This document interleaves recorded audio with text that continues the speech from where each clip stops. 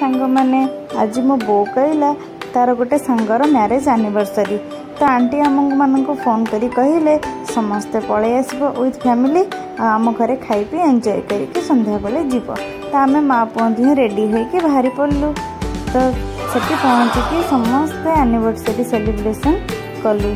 देखो तो uncle aunty मैंने केमती खुशी रे केक काटुंट आम मैंने ताली मारिकी खूब मजा कलु। तापर आंटी अंकल को खोईदेले आ अंकल मध्य आंटी को खोई देइथिले। तापर से माने मो पुओ को केक खोईथिले। तापर मो पुओ तो छोट छुआटे सी तो किसी भी खाई परिबनी तथापि ताको केक खोउथिले।